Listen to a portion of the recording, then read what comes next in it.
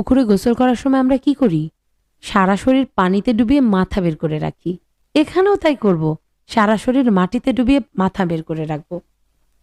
তাতে লাভ কি? মাটির সঙ্গে একাত্মতা। এটা কি তোর অরিজিনাল আইডিয়া? না, এই আইডিয়া ধার করা। জগদীশচন্দ্র বসু এই জিনিস করতেন।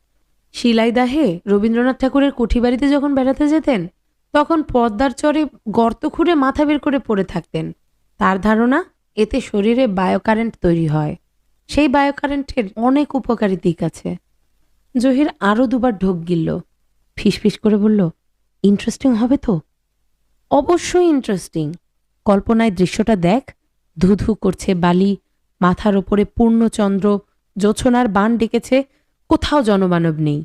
চাঁদের আলোয় শুধু দুইটা মাথা দেখা যাচ্ছে। দুটা মাথা না, একটা মাথা, শুধু তোরটা